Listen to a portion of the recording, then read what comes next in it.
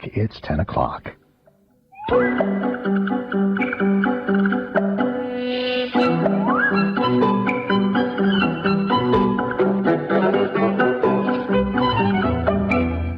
Spinning on air with your host David Garland on WNYC FM in New York.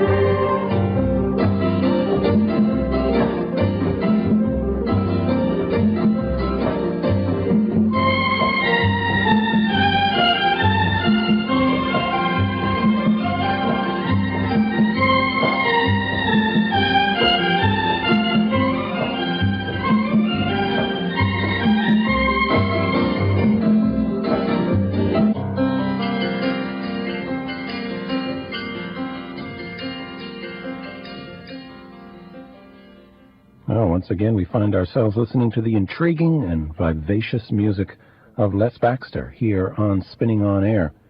The recording we just heard is over 40 years old, though it almost sounds like it could have influenced the whole minimalist movement. Les Baxter had his fingers in all sorts of musical pies, always bringing a little extra zest of creativity to whatever project he might have been involved in, whether it was a horror movie score, an advertisement for razor blades, a pop hit, the backup to Nat King Cole, or whether he was pioneering the whole fascinating world of musical exotica. He died January 15th, 1996. He would have been 74 in March. He died of kidney failure in Newport Beach, California. Fortunately, I had a phone conversation with Les Baxter back in 1990, which was part of Spinning on Air. It was broadcast live, along with a 3-hour program of his music here on WNYC. And what I thought I'd do tonight, and a week from tonight on the next Spinning on Air, is offer you this interview with Les Baxter, as well as some good chunks of his music. An interesting guy who cared a lot about his music, had a lot of pride about what he felt he contributed to the world of music, and clearly just had a lot of fun with the various projects he got himself involved in. I'm David Garland, and I'll be bringing you more of the music of Les Baxter, as well as excerpts from this interview, which was, in fact, recorded February 3rd of 1990. Before we get to that interview, let's hear some more of the music of the late Les Baxter.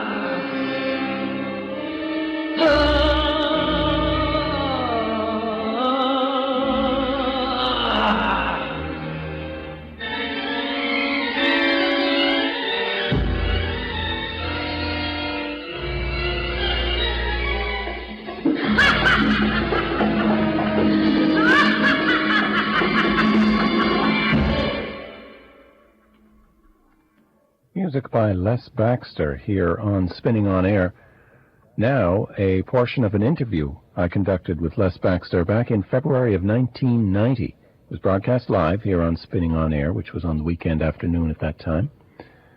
And I'll bring it to you again so you get some insight into his motivations and his ideas about music and just his whole story. I'm going to give you part of the interview tonight, as well as some more of his music. And then a week from tonight, we'll continue with the interview and more of Les Baxter's music here on Spinning on Air. Back then in 1990, I put in a call to California to reach Les Baxter and wondered if indeed he'd be found at the other end of the line. I remember imploring the primitive gods to help make the connection a possibility.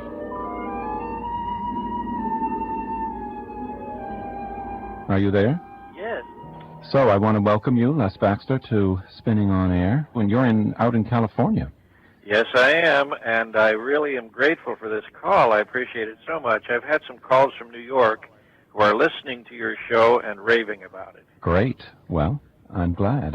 There's plenty to rave about because we're listening just to your music this afternoon. And we've heard so far a lot of the exotica. We've sampled some soundtracks, heard some more of your mainstream projects. I even, a few minutes ago, read a list I have of the films that you wrote scores for from 1954 through 72. Well, that would take all day, wouldn't it? Just about. It was a long list, but a list of fabulous titles, really exciting stuff, funny titles and entertaining. Well, I've done 120 film scores, and some I lost track of. I want to go back to the beginning first, as seems appropriate. Now, you were involved in a big band as a tenor sax player, right? Yes, that was years ago. Barney Bigard was a famous clarinet man from New Orleans who played with Duke Ellington, and he left Duke Ellington to come with Les Baxter, which may have been a mistake. But anyway, Barney and I then formed the first progressive jazz group, and that's when I was playing tenor. Uh-huh.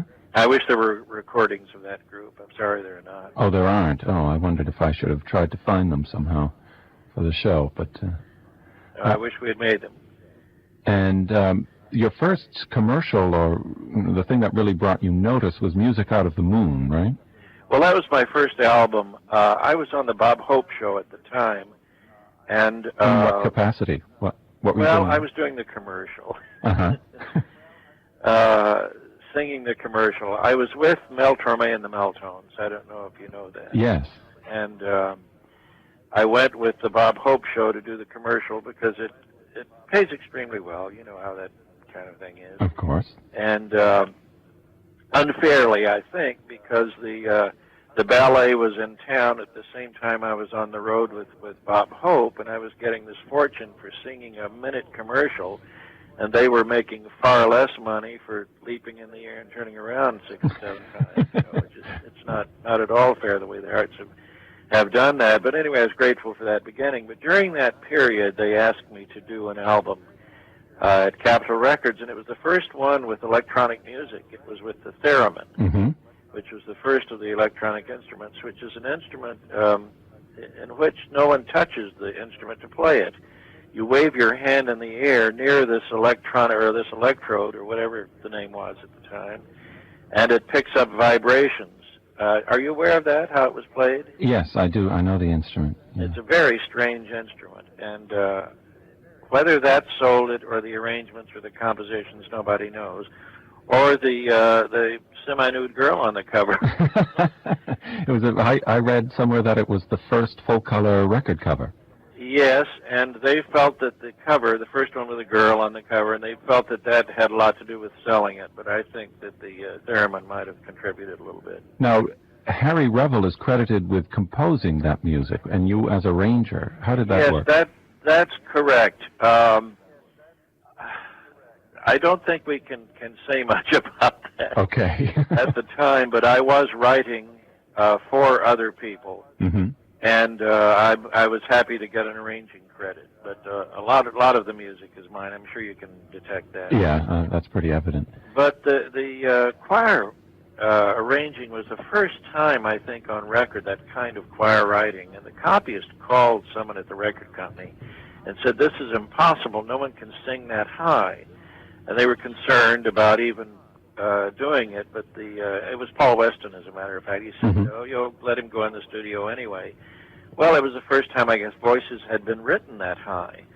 But it's very unusual choir work. I don't know if you played any of Music Out of the Moon. Here is some of Music Out of the Moon, featuring Les Baxter's arrangement, involving the choir and the theremin and more.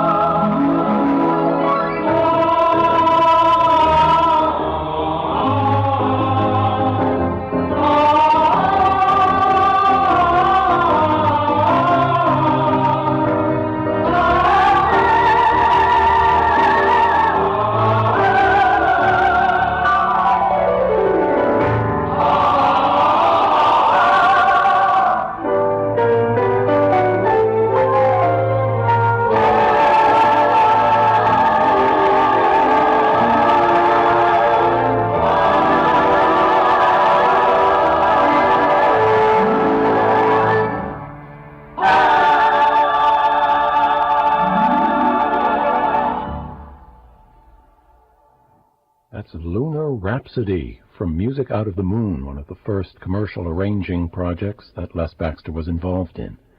I'm David Garland. This is Spinning on Air. We're listening to an interview with Les Baxter, which I conducted on this program back in early 1990.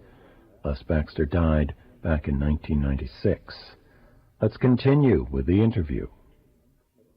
Was the theremin a difficult instrument to work with? Of course, it's not easy for a performer to get exact pitch on that. It's extremely difficult to play, yes, and exact pitch is very elusive, as you probably noticed.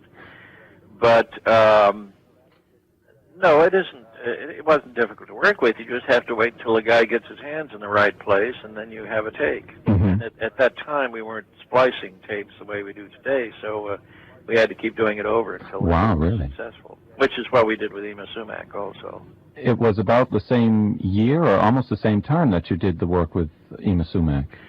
Sometime after that, because I went from RCA with the Perfume Sets of Music to Capitol Records with my first exotic album, Ritual of the Savage, which at that time was called Le Sacre du Sauvage, 10-inch record, and then we translated to Ritual of the Savage for the 12-inch or 12-cut record.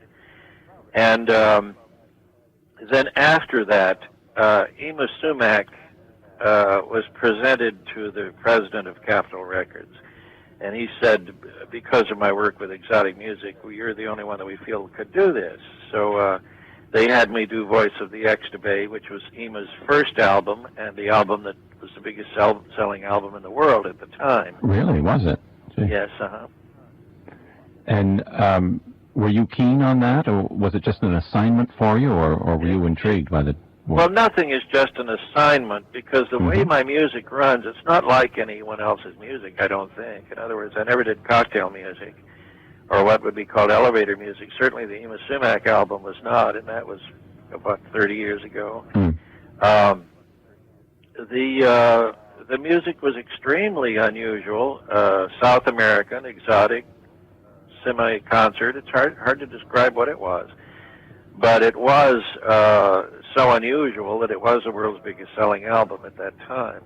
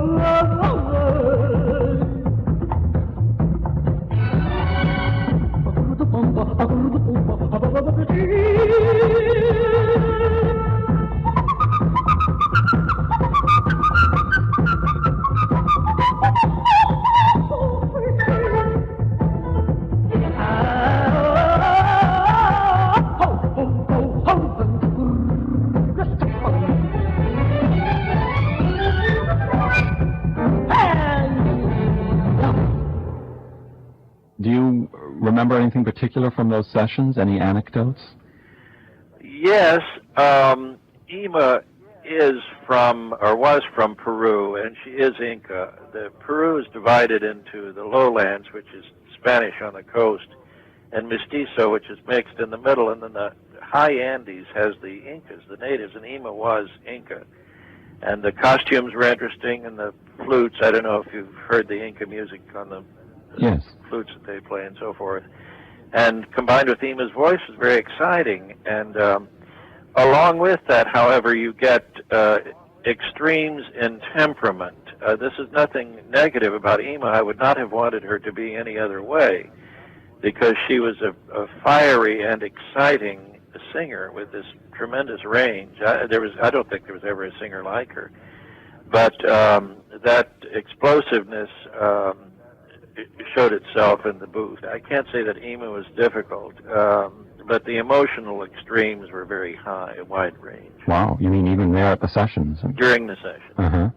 So it was exciting for you. It was exciting for me when someone is loving you and laughing and jumping up, down, threatening to kill you the next bar. You know, it's exciting, you know.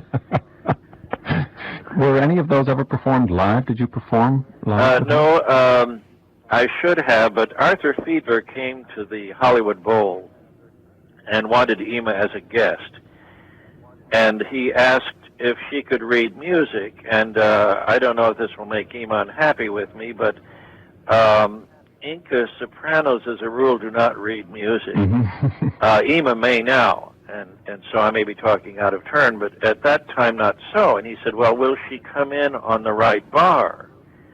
And I said, I don't know if she'll come in the right octave, because you could suggest that she do the high note and Ema would growl, you know, or you'd ask for the low growl and it might be a high octave above high CF. You know?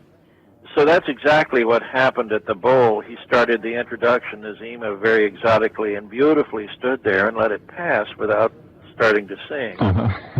And her husband, Moises Vivanco, ran out on stage at the bowl and told Arthur Fiedler to start over.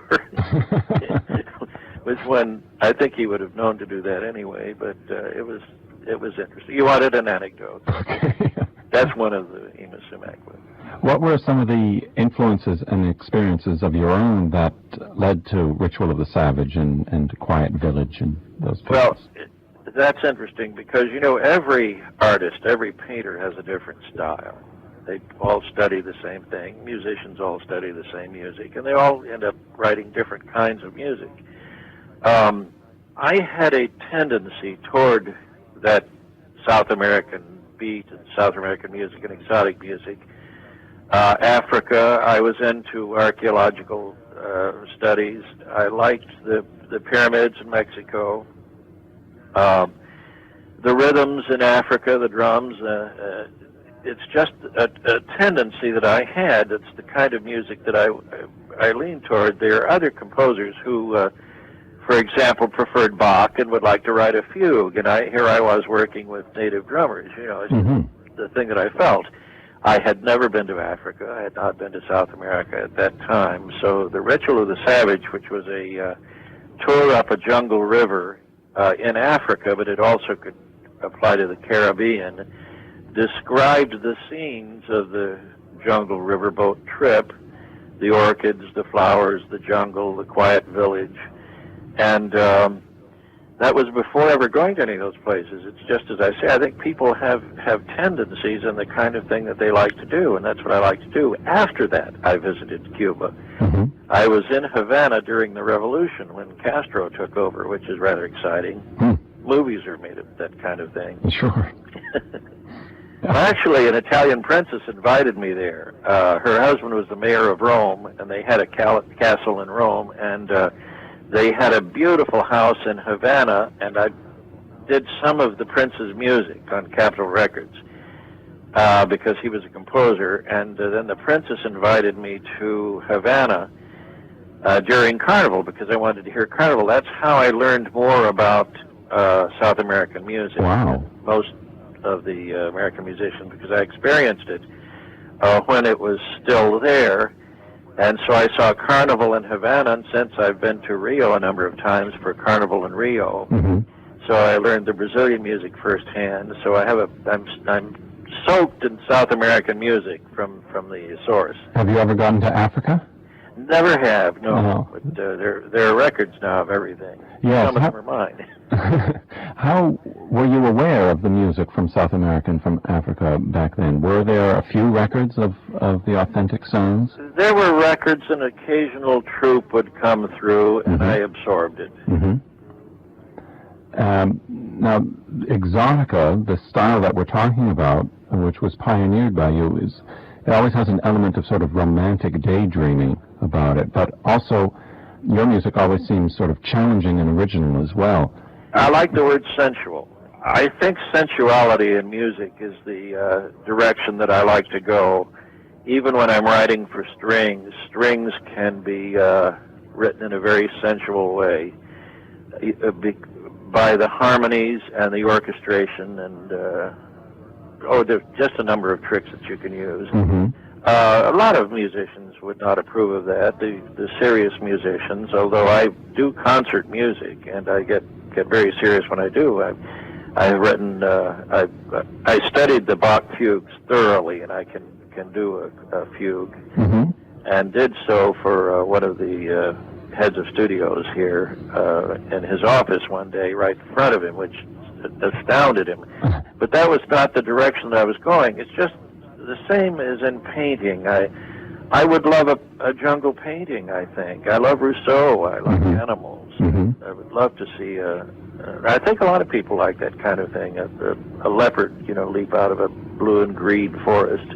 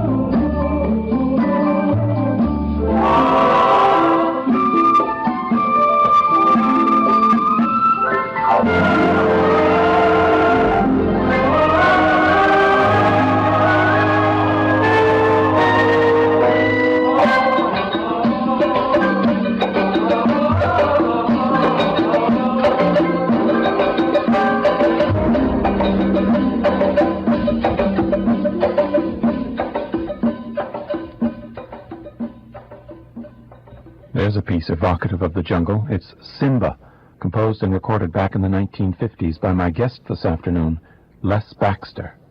What are your thoughts regarding the categories of serious and popular music? Do you choose to ignore a distinction, or you seem to be quite aware of one?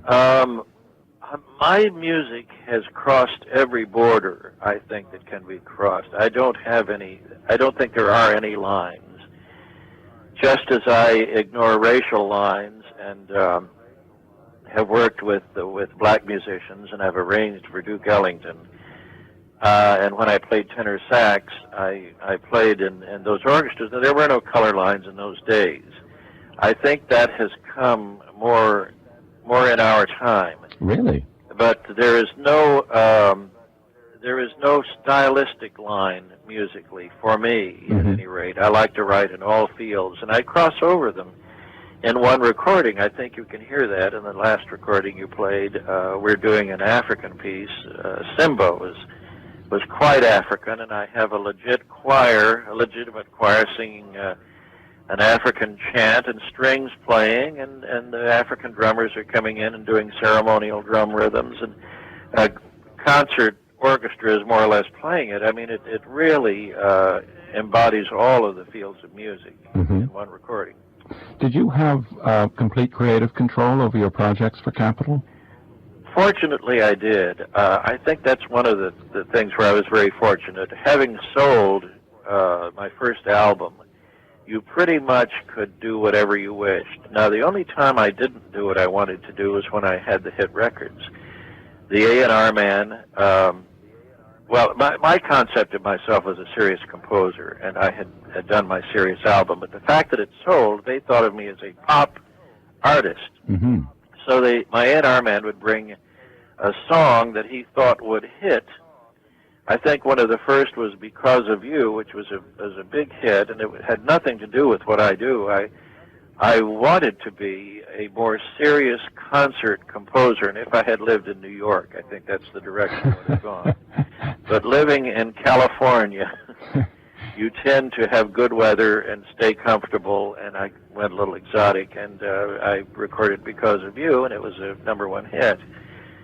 Then, because I had that hit, other hits seemed to be drifting in. They handed me April in Portugal, which was also a #1 hit.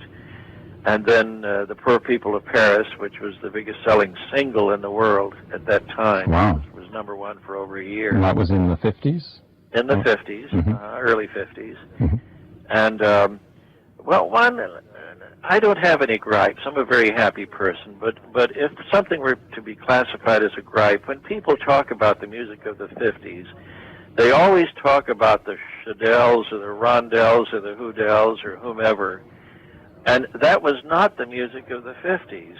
The fact that there were some early rock and roll groups starting to have records, they were number 56 on the chart when I was #1, and the only gripe would be that I felt I was ignored, or am being ignored today when they mention music of the 50s, because #1 with strings and choir, and The Poor People of Paris, for example. Yes. I Love Paris in the Springtime. Everyone knows that song and still knows it. Unchained Melody is still a good song today.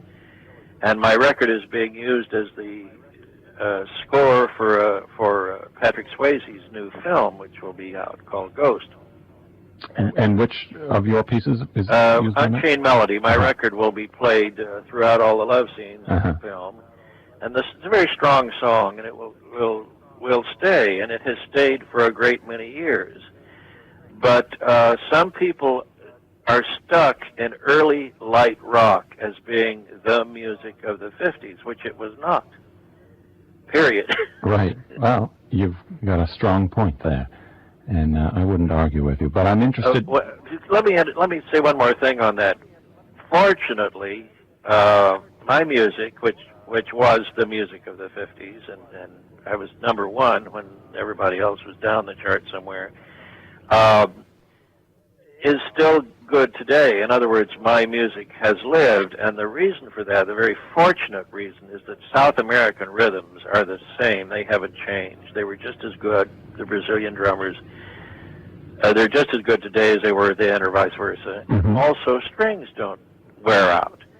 I was fortunate to use big string orchestras with choirs, and the fact that I did South American music put me in a today category, because I get calls from young synthesizer guys, you know, the young 20-year-old Mhm. rock musicians calling me, wanting to do some of my music, saying, hey, Les, you know, when did you make that? That's really nowadays, like Simba, for example, or Quiet Village.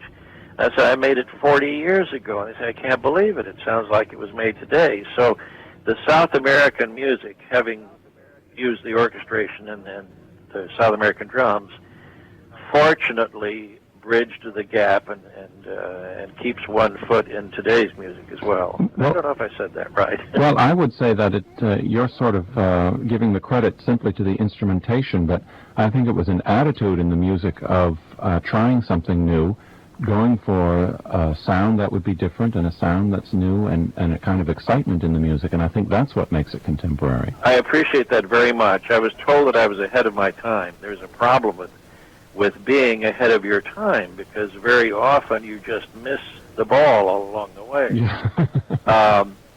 But fortunately, I had the hit records going, and as I say, the A&R man gave me April in Portugal, and Because of You, Blue Tango was another one, and Wake the Town and Tell the People, Mm-hmm. Ruby with the harmonica and so forth. So They're very stable songs, and they're still good today.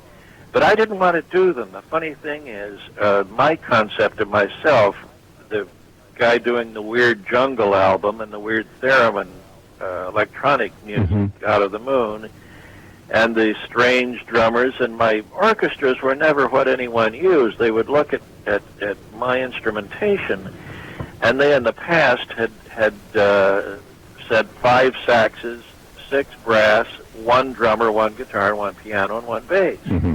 They would look at mine, and it would say 6 drummers, 12 singers, and a French horn. And they always knew that something different was going to take place, but I used lots of drummers because South American music requires lots of drummers, congas and cowbells and shakers and maracas and so forth. And even Brazilian music requires more subtle instruments.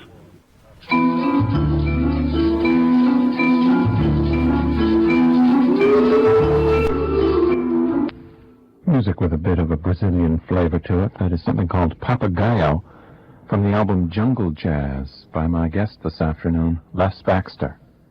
I imagine perhaps when you first got together with some of these drummers from other cultures, you had to kind of tell them to maybe do their thing within the context of what you were doing, or were you writing out parts and notating the yes. rhythms? I wrote it out, but I also told them what to do. In my later albums, I had then been to Havana for Carnival, so I knew the Cuban music as well as anyone in this country, but there were Cuban drummers available, and I always had the best drummers, fortunately. I would bring in either, at one time I brought in an entire African drum section, Olatunji, who is still known and playing around, and his group from Africa, and I would bring in Cuban drummers when I was doing Cuban music, and had very good drummers, and in some cases they knew the 6/8 rhythms, Ñañago, which is the voodoo rhythm, which is in tempo 6/8, and in some cases they didn't, and I would explain to them how it really sounded in the woods of Cuba, because I was fortunate enough in Havana to meet a cousin of the princesses who was a doctor to the natives, and he would take me places that no white person could go. It was dangerous, and you were not allowed there. You were not allowed to go into Guanabacoa Woods and see a real ceremony, and you were not allowed in some of the nightclubs, that some of the Afro-Cuban nightclubs. I mean, it was just closed to whites, you know. When we came out, I said, "Were you frightened?" He says, "I was terrified." I said, "Was it dangerous?" He says, "We're in danger of our lives." And in that time, that was true, and it's still true of the bata drummers in Cuba. In some cases, to touch their drum is death. I mean, it's combined with religion, and you simply do not cross certain barriers. So anyway, that at least I absorbed the music and was able to to show my drummers how to play it because I play the instruments themselves. You played the hand drums and everything too. I play all of them, and I would ask for a deep... The recordings, as recordings, reflected satisfactorily the sound that you were actually making? We had the best recorded conga drums, I think, even up to today, although now that we have digital, that's changing. But conga drums are extremely difficult to record, and for those who don't know, it's the drum that is standing up that's fatter in the center, like a bowling pin with its head cut off. And the conga drum is played with the hands. The reason I used Cuban drummers, because unless you are an Afro-Cuban drummer, you don't have the calluses. I mean, those hands have sufficient calluses to make that gunshot pop on the conga drums and still get the deep notes out of them.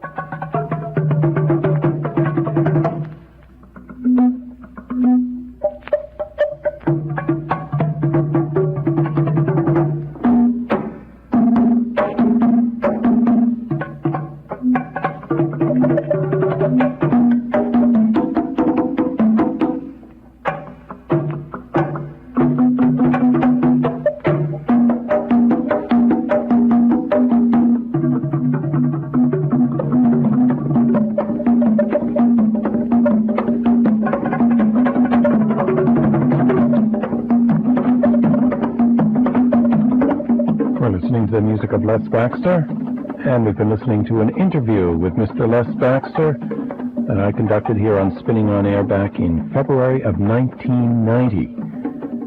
January 15th, 1996, Les Baxter died of kidney failure in Newport Beach, California. He was 73 years old. So I'm glad to be able to bring you this portion of my 1990 interview with Les Baxter.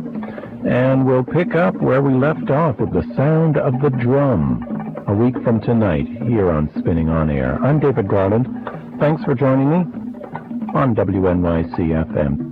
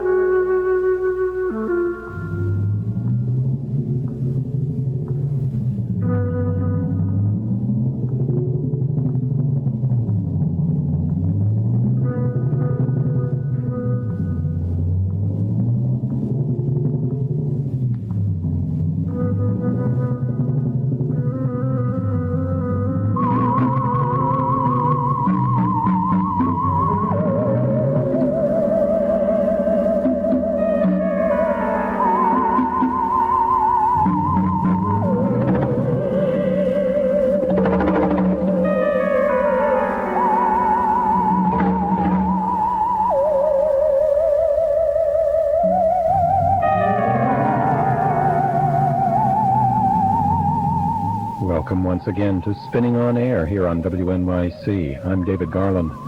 And welcome once again, too, to the musical world of Les Baxter. This is the second in a two-part rebroadcast of a 1990 interview with Les Baxter, which was conducted here on Spinning on Air. Les Baxter, an interesting composer. Last week he covered his work as a tenor saxophone man with some big bands and spoke of how he sang with Mel Torme and the Meltones. He was one of the Meltones. And he spoke of orchestrating works for Ema Sumac and her first album, one of the best-selling albums of its day, The Voice of the Extabay. And he spoke of Music Out of the Moon, one of the first commercial experiments to include the theremin. And we spoke about drums and Exotica and Quiet Village and Simba and some of his other big hits. And in today's interview, we're going to be touching on the subject of some of his film scores. As he mentioned last week, he wrote something over 100 film scores, something like 130 or something like that. We're listening to a bit of one now, The Dunwich Horror, just one of many scores that Les Baxter wrote for American International. Movies produced by Samuel Z. Arkoff and produced by Roger Corman and others. And he'll explain why he liked working on such projects. And we'll hear more from some of his film scores. Hell's Bells, Bora Bora, and many others will be represented tonight. We'll hear more of his Exotica. And for now, let's just stay with some of the film scores and a little more from the Dunwich Horror before we go on to some of the others.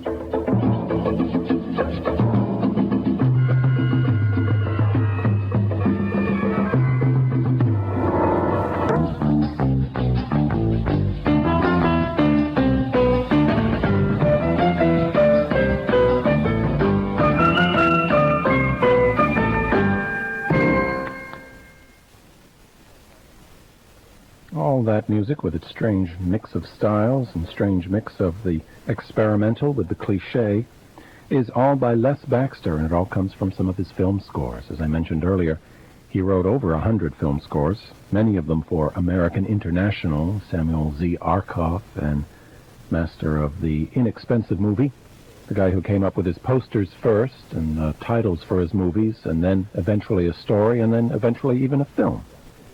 And Les Baxter did a lot of work for American International.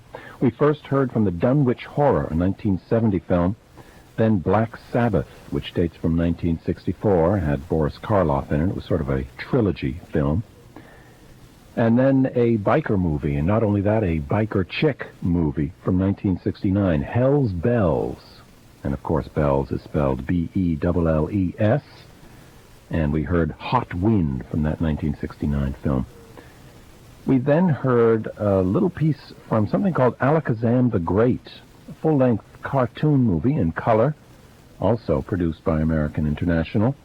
And it looks like fun, all the little pictures. They show all sorts of dramatic episodes from the movie, but I've never seen it, never heard of it being shown. But some of the voices were Frankie Avalon, Jonathan Winters, Arnold Stang, and Sterling Holloway, and the music was by Les Baxter.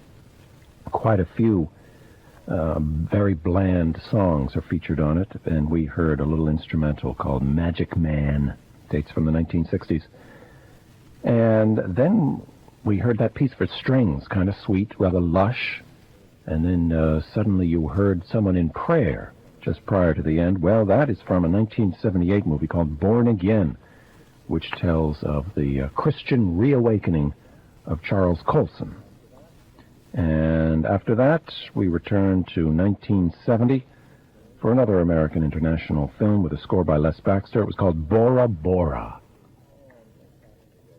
And Les Baxter wrote a lot of film scores, as I mentioned, and we'll hear him talk a little bit about that and about working for American International and why he did so.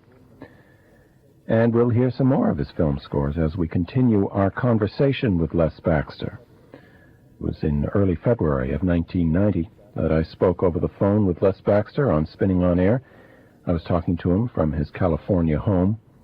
And we're hearing it today, of course, based on its own interest, but also in memoriam, because Les Baxter died January 15th at age 73. Let's talk with him. Let's hear more of his music here on Spinning on Air. We'll pick up where we left off last week when Les Baxter was discussing the sound of drums. Did you feel that the recordings, as recordings, reflected satisfactorily the sound that you were actually making? We had the best recorded conga drums, I think, even up to today, although now that we have digital, that's changing. But conga drums are extremely difficult to record, and for those who don't know, it's the drum that is standing up that's fatter in the center, like a bowling pin with its head cut off. And the conga drum is played with the hands.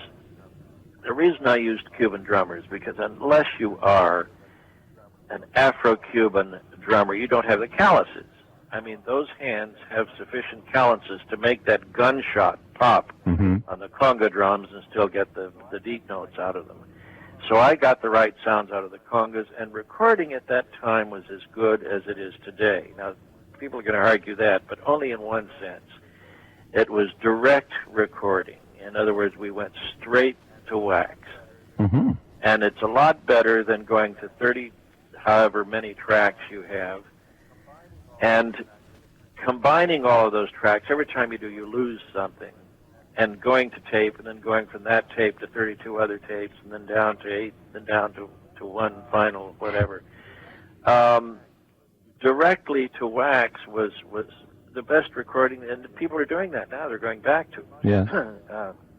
In London, I did a film, and it was in stereo, and it was with a full symphony orchestra. And I told them that first of all, they were going to put microphones all over the orchestra, since it was a big string section.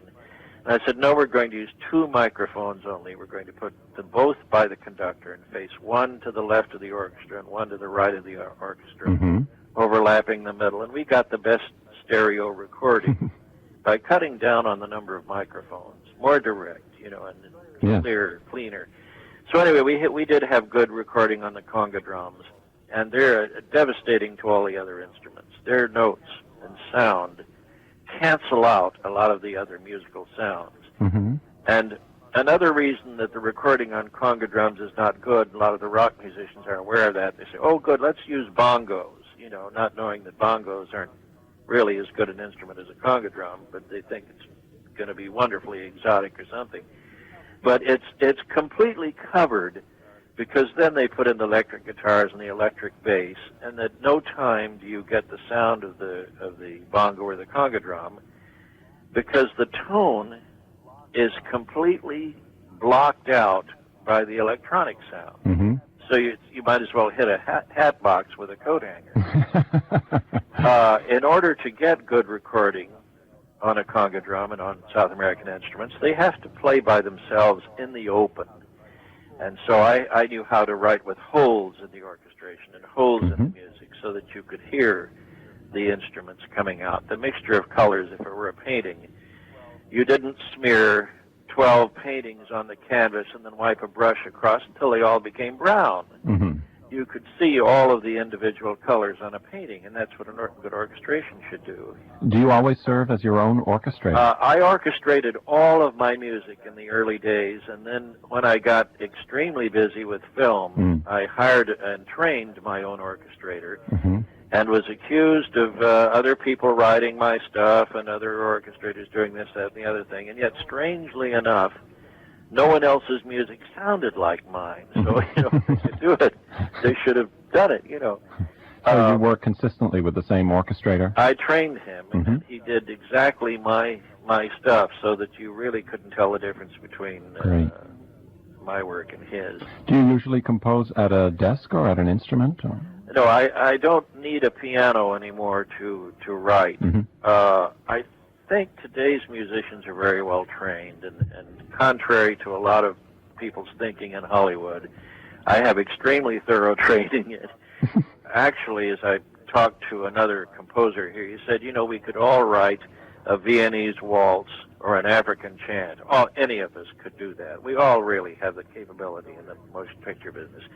So we are trained to do all of these things.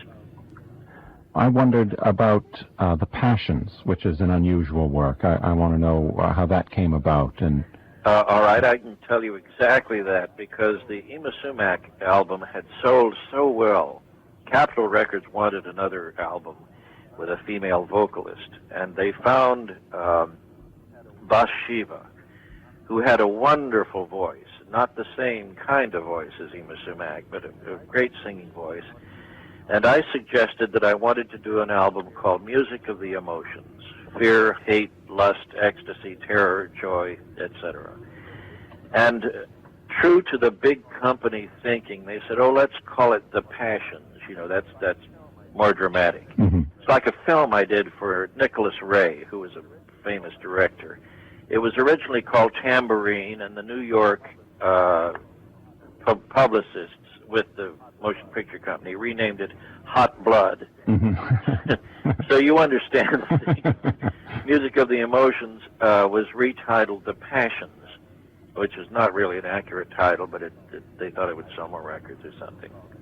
I didn't think it needed to be called that, but anyway, that's what it is. And I wrote what I thought was a description of each of these emotions. I had done the Music Out of the Moon thing, I had done the perfumes, I had done the African visit up the Jungle River, then I did the Oriental cities, ports of pleasure, Shanghai, Hong Kong, etc., etc.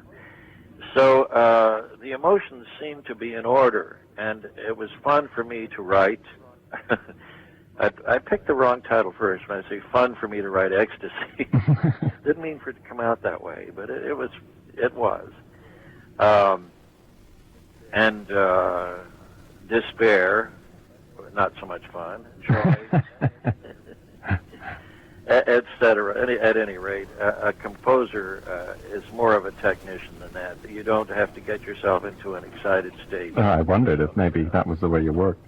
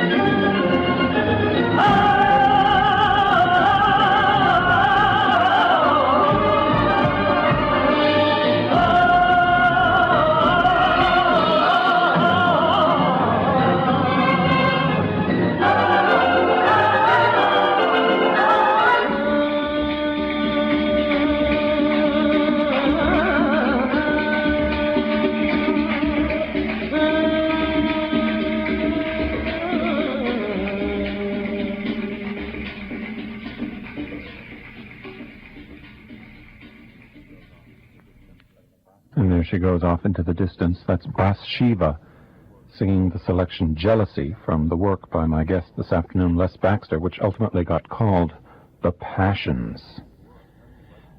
Tell me, how do you work? How do you write your music? I don't work at a piano anymore, or don't have to, because I think the point I was making before is that we're trained well enough that we know what we're putting on paper. Yeah. And I was hired to do a film in Mexico City. And I sat in my hotel room at the desk in the hotel room looking out the window, and I wrote the whole score without ever being near a piano, not even knowing where a piano was at that time. So I wrote that score at the desk, and then we couldn't accomplish the recording in Mexico City that I wanted, so we came back to Hollywood to record it. That turned out to be The Sacred Idol, Oh, which is a very strange album. a very nice one. Is it something you still enjoy? Very much, because I used a very large choir, some exotic drummers, 3 French horns and a flute and a harp. My typical orchestra. Mm-hmm. And it was a larger choir, but one side of the disc was from the Aztecs' viewpoint. The first side is Procession of the Princes. Aztec princes going up the canals to the pyramids during Aztec times. And so I wrote the Aztec a version on the one side, and on the other is called Conquistadores, the Spaniards coming in to overtake the Aztecs. And so it's Spanish with a mixture of Aztec music.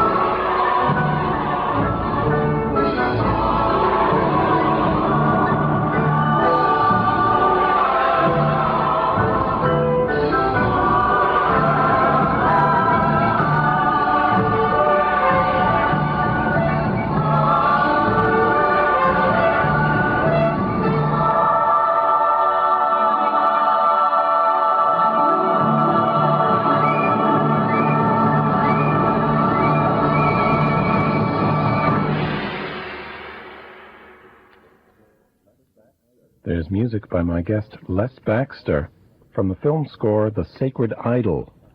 We heard a track as released on a Capitol LP back in the 1960s, a track called Aqueducts. Now, in that one, I always think of that as an album on which you were free to work in something other than the song-oriented form that you took in Tamboo.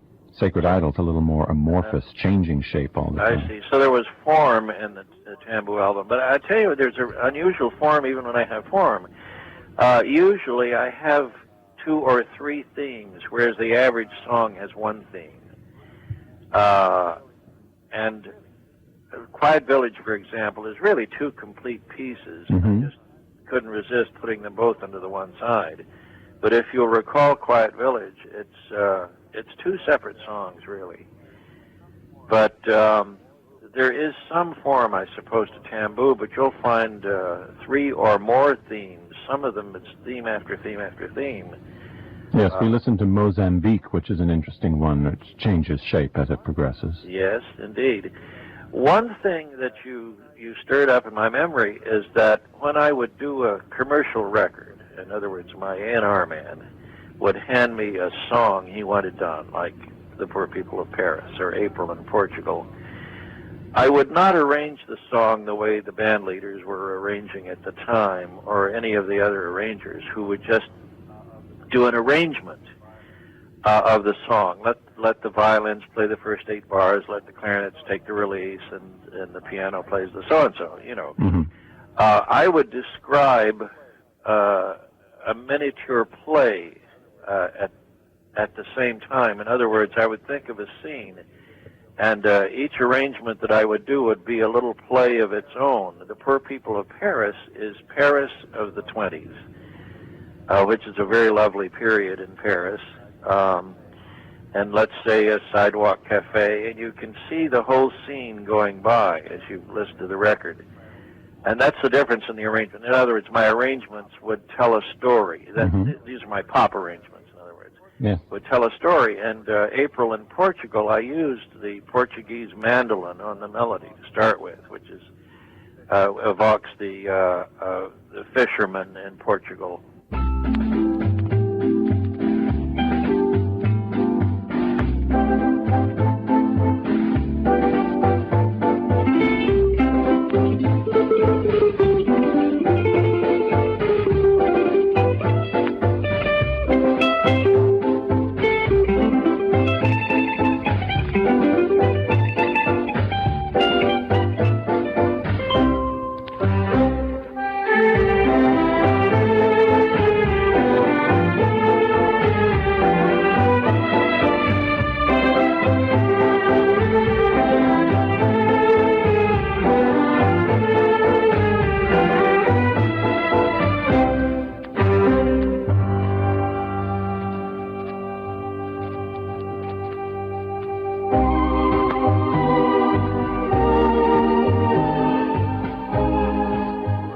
Sounds like you were destined to work with movies. Well, it finally came about. As I say, I've done over 120 film scores, but you asked me an interesting question. I think it might have been off the tape earlier. Well, I asked you the other night when we first spoke about how you've composed almost exclusively for various genre films. That's it. For hot rod movies, horror movies, westerns, well, fantasies. Don't say hot rod movies, because that is really is a low category, has a low sound to it. And I really did not do hot rod movies. I did one racing movie with race cars. But I did do the beach party films, which would fall into your genre thinking. Yes. But I also did all of the Edgar Allan Poe films, which are classics: The Raven, The Fall of the House of Usher, The Pit and the Pendulum, and so forth. What I liked about those is that I had carte blanche. In other words, when the president of the company came to me to do The Pit and the Pendulum or The Fall of the House of Usher, for example, I was allowed to do anything I wanted to do, which is what every composer is waiting for all of his life, not to be told what to do. And they were always pleased with it, and it was very fortunate to be able to determine the size of the orchestra, the kind of music, and whatever. The Pit and the Pendulum was the first picture with, how to explain it, with 12-tone, with the tonal music completely in the film, although there is one tonal theme in the film. But it was very daring at that time to use a tonal music, the 12-tone scale. Now, non-musicians won't know what we're talking about, but it's the kind of music where you can't find home base anywhere. I mean, the music seems to be going to all the wrong notes. But it seemed to fit the film, and I also used strange effects in the beginning. I had the bassist hit the back of his bass with the wood of his bow, and we put it in tape reverb, and then I had someone else hit a bucket, so we had Mm-hmm. and it was the first of the use of that. Now, you know, in any horror film, someone would go, but the main title to Pit and the Pendulum was the first time that was used. Uh-huh. And I think somewhat innovative and strange.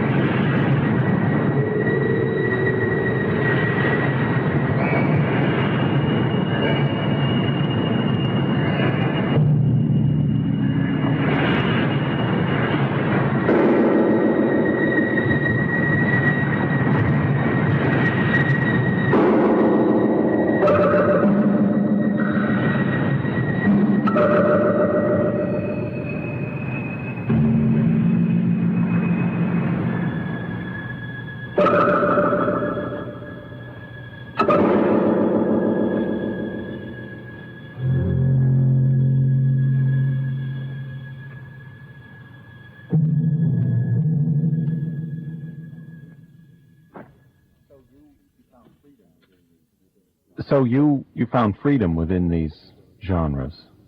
You found the ability to pursue your own interests and have them coordinate with the interests of the director and producer. Absolutely. As a matter of fact, I never saw the director on any of these films unless I went to the set to see what was going on, you know, while they were photographing it.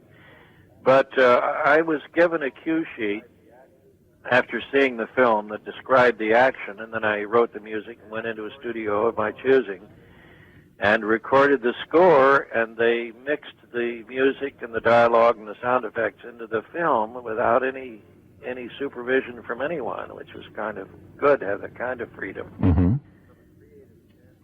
It was good musically. From a creative standpoint, to have carte blanche in your writing is the best thing you could ask for. And do you imagine that if you had done what might be considered more mainstream movies, you would have been sort of strapped down to more obligations? I would have been in a more restrictive field. For instance, it would have been difficult to do a Doris Day film or a Chevy Chase film to get more today. Mm. Musically, I don't know what kind of music comes out of a Chevy Chase film. But I was never even in a restrictive atmosphere restricted for instance, I did a Western, and I used Brazilian drummers over the horses. Instead of dum-da-ba-dum-da-ba-dum-da-ba-dum, instead of using that, I had Brazilian drummers playing a samba. Yeah. And we learned from that you can do anything, that the audience will accept anything. In fact, it's almost mandatory. A lot of composers don't know this, but it's almost mandatory to do these experimental kinds of things because you can't shock the audience anymore. So I went into the theater expecting to shock someone with the Brazilian samba drummers playing over the galloping horses, and no one was shocked. Well, that's one of the interesting things about film music. I think you can do something which on paper might be unexpected, but because it works in the emotional and dramatic context, it can be almost anything. Well, that's right. In the Poe films, for example, these are classic books, the Edgar Allan Poe stories. In one of the films, I did a little comedy. They're supposed to be quite serious, and I put some humor into the music. And I have been noted for doing, or at least among some of my fans, for doing humor in music, which they hadn't heard too often. Mm-hmm. And as a result of that, then they put humor in the next film, which was The Raven, so that I could do more humor in the music. And then they liked that so well that they did a film called Comedy of Terrors. Mm-hmm. And these were often starring Vincent Price, right? Vincent Price and Peter Lorre and Boris Karloff and all of the greats of the horror film genre. Yeah. But Comedy of Terrors, and then we did another comedy horror film after that, I think is an interesting combination. Now, many of these have not been commercially released, right? Only a few of your scores have been issued on LP. Oh, on LP. Well, a few, yes. As many as most. You know, there are very few composers who have more than one or two of their film scores released. They will do one big film and they'll get one album out, but 4 or 5 is unusual, and I have many more albums than that. Yes. But compared to the number of films I've done, yes, it is few.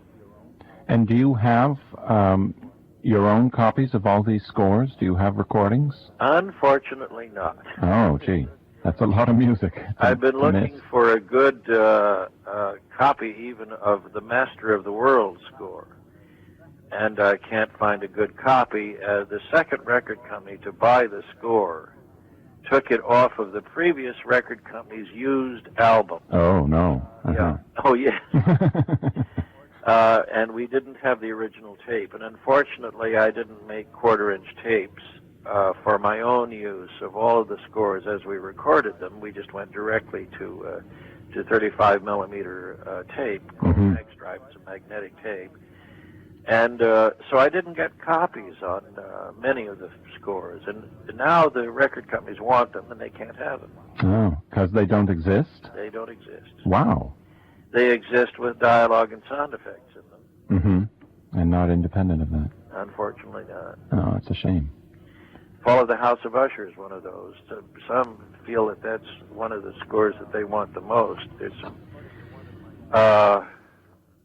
according to one of my fans, he says there are a few exquisite bars here and there. He said, and then it disappears under dialogue. And yes. He's dying to get the music away from the dialogue, which is impossible now. Now, how about the actual scores? Do you have the scores themselves? Well, you're asking painful questions now, although I handle pain very well. Much of my music has been lost also. I have the scores on a great many films, but the person who was storing the music for me said, we don't need the orchestra parts, you know, there are too many boxes, let's throw them away. Oh, I've heard stories like that before. And then at other times they made a mistake and threw the scores away. And I was commissioned to do an original piece of music, a concert piece, to open an opera house in Wilmington in the East, using some of the Philadelphia Orchestra, which is a very wonderful orchestra. Mm-hmm. So it was a community orchestra with professionals. And it was a marvelous concert, and the piece was a 30-minute concert piece, which I wrote especially for the occasion. They opened with Beethoven, Then they played the Rodrigo Guitar Concerto, and then the second half of the concert was my piece. Somehow, between the concert and my home here in Hollywood, the entire score, orchestra parts, and tape of the concert were lost. Oh. So I have nothing. Oh, that's awful. It is awful. So, well, we were talking about does any of my music go? I thought I'd give you a horror story. Well, that makes me that much happier that this afternoon we're collecting in one place a lot of the music that you have had released, and all of that, not all of it, but much of it, unfortunately, is still out of print. I noticed that your one thing that Capitol released called Baxter's Best is now on CD. Yeah. Maybe we could get them to release the exotic music now. Perhaps a little note to Capitol Records saying, let's get out the exotic albums. Ritual of the Savage and Tamboo would be a good coupling. Yeah. And they will do that next. I suspect they will anyway, but we'll hope for that. I wanted to make one comment, how grateful I am to you for preserving this music, because I have no one really preserving my music to see that it lives, because the only copies of these original albums are my own recordings of these. And I'm so grateful for what you're doing today, and for a person like yourself who would keep this music alive and preserve it for, let's hope, prosperity for posterity in the future. Well, a little prosperity on the side. Thanks. That's part of the concept of this program, which I'm very grateful. Is to keep playing music that's interesting no matter when it was recorded, whether it's brand new, whether it's 40 years old, whether it's older than that, somewhere in between. Maybe you'll get comments from your audience today on whether they felt some of the music was up to date and sounded as though it were recorded today, and I hope that is the one thing that we will accomplish. Good. Is that it's still good. There's one question you haven't asked. I imagine the question you're talking about is the one that I certainly want to get to, which is what's going on now for Les Baxter. That was it. Yeah, I know that you mentioned what is going on now. Now, let me interrupt just once to make clear to people who might have just tuned in that I'm speaking with composer Les Baxter from his home in Hollywood, and you're listening to us on WNYC FM 94, New York Public Radio. So, please, the answer to what's going on now. All right.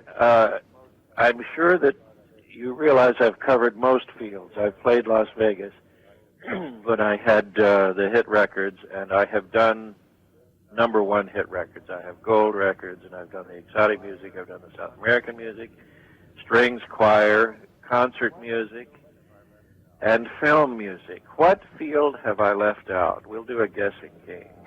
What's missing here? A musical? Broadway. Right.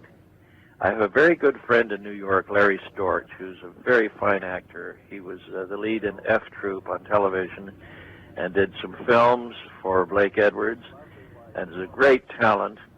And his lovely wife, Norma, talked me into doing a musical for Broadway. Now, it was very comfortable to stay here in California and do films. But you do one Broadway show, and it gives you a lasting quality that you don't get from a film, which plays for 2 weeks and then is gone. Mm. And the music is gone very often. So I'm doing a musical to be produced by Elliot Martin and Jimmy Niederlander. I'm going to keep the title a secret right now until it's about ready to open. But it is committed for Broadway, with a potential opening in Paris first, as Black and Blue did.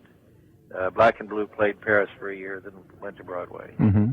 But this is committed to a first-rate Broadway production, and it is Carnival in Rio, Brazilian music during Carnival. Mm-hmm.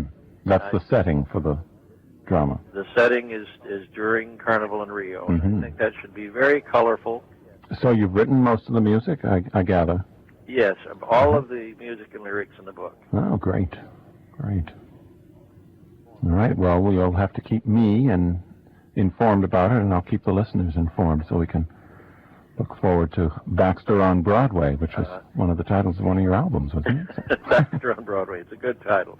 I'll give you title credit on that one. Well, I hope you have one good, really exotic number in there. The whole score is exotic. Great.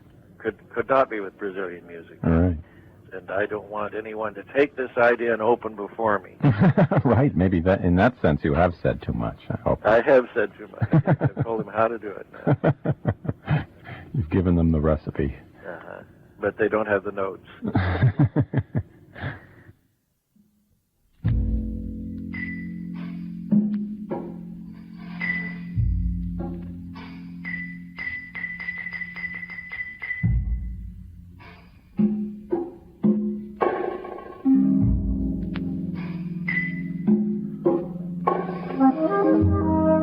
Yes, Les Baxter had given us the recipe, but we didn't get the notes.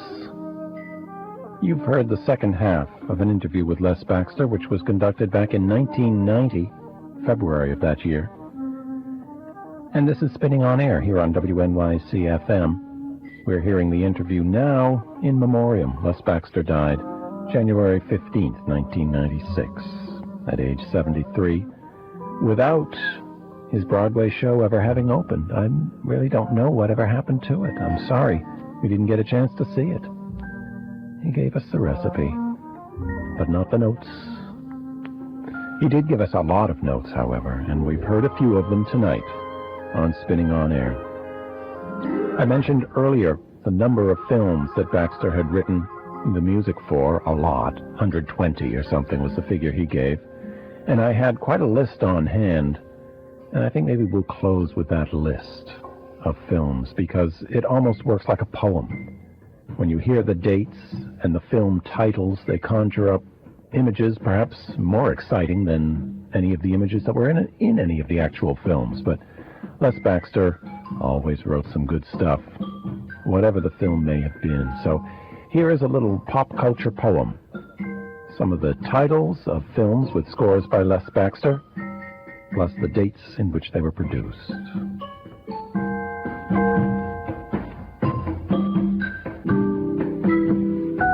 First film, apparently, 1954. The Yellow Tomahawk. 1956. The Black Sleep. Hot Blood. Hot Cars.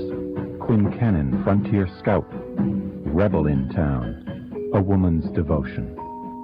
1957. Bop Girl. The Dalton Girls. The Girl in Black Stockings. Hellbound. The Invisible Boy. Jungle Heat. Outlaw's Son, Pharaoh's Curse, Revolt at Fort Laramie, The Storm Rider, Tomahawk Trail, Untamed Youth, Voodoo Island, War Drums. 1958, The Bride and the Beast, Escape from Red Rock, Fort Bowie, The Lone Ranger and the Lost City of Gold, Macabre. 1959, Monica. 1960, Goliath and the Dragon, The House of Usher. 1961, Alakazam the Great, Black Sunday, Master of the World, The Pith and the Pendulum.